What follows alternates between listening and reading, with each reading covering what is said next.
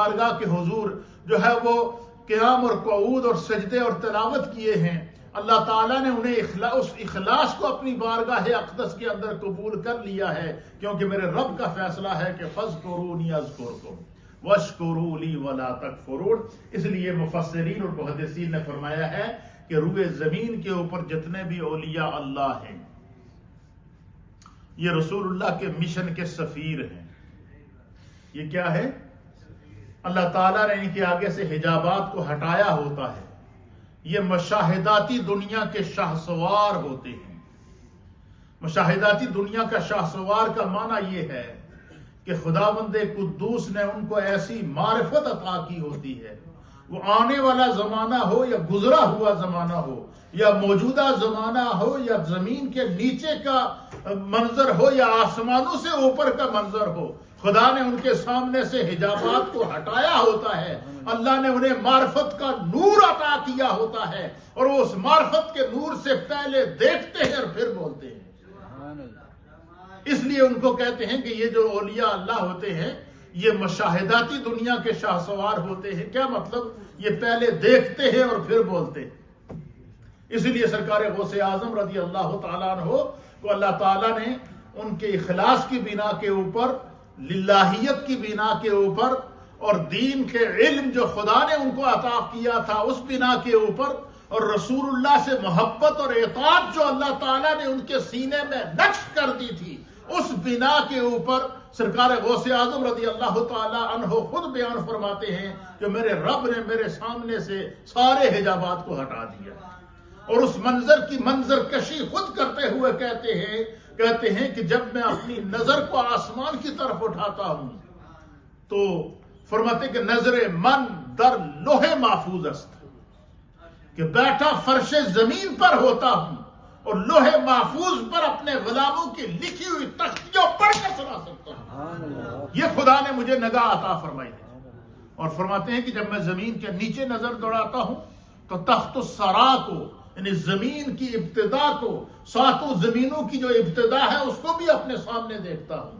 اور اسی لیے فرماتے ہیں جب زمین کے اوپر نظر دوڑاتا ہوں، اس منظر کو بھی سرکار غوث اعظم بیان فرماتے ہیں کہ میرے رب نے مجھے نگاہ عطا فرمائی ہے، میں جب زمین کے اوپر نظر دوڑاتا ہوں تو اللہ تعالیٰ نے شرق، غرب، شمال، جنوب، ایسٹ، ویسٹ، ساؤتھ اور نارتھ کو میرے سامنے بے حجاب کر دیا ہے۔ کہتے نظر تو الی بلاد اللہ جمعا کحردلۃ علی حکم اتصالی، تمام جہان کو اپنے ہاتھ کی ہتھیلی پر اس طرح دیکھتا ہوں جس طرح رائی کے دانے کو دیکھتا ہوں۔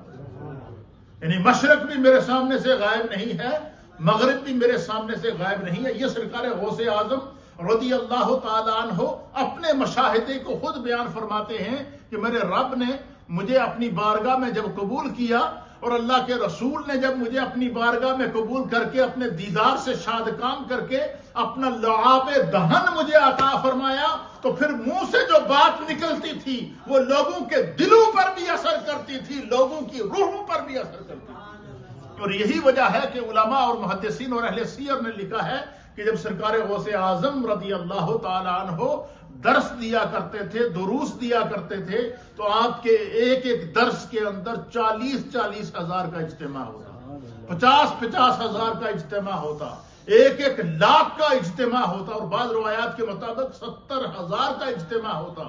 لیکن اس پورے اجتماع کے اندر نہ کوئی ساؤنڈ سسٹم، نہ اسپیکر، نہ کوئی ایسا کوئی سسٹم کہ لوگوں تک آواز پہنچائی جائے، لیکن جو بندہ 3 فٹ کے فاصلے پر بیٹھا ہوا ہے وہ بھی غوث اعظم کی وہی آواز سنتا تھا جو 70 ہزار فٹ دور بیٹھا ہوتا تھا، اس کے کان میں بھی وہی آواز جاتی تھی۔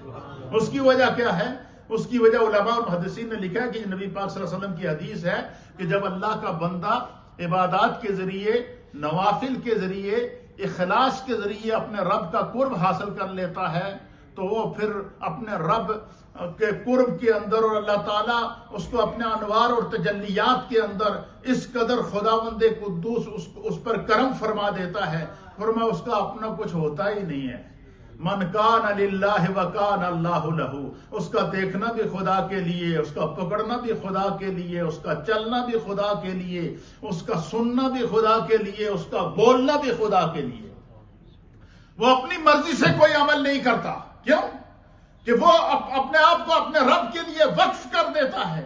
جب اپنے رب کے لیے وقف کر دیتا ہے اور اللہ کے رسول کی اطاعت اور فرمانبرداری کو اپنی زندگی کا مطمع نظر بنا لیتا ہے، مقصد بنا لیتا ہے، تو پھر اللہ رب العالمین اس کی کسی بات کو ٹالتا نہیں ہے.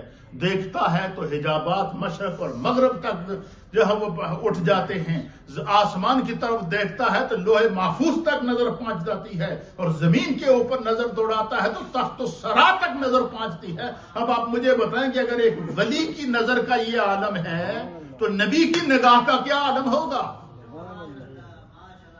نبی کی نگاہ کا کیا عالم ہوگا؟ اس کا کوئی اندازہ لگا سکتا ہے؟ نہیں، کوئی نہیں لگا سکتا.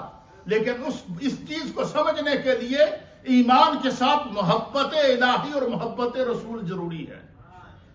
دل کے اندر نفاق نہیں ہونا چاہیے، دل کے اندر بغض نہیں ہونا چاہیے، دل کے اندر حسد نہیں ہونا چاہیے.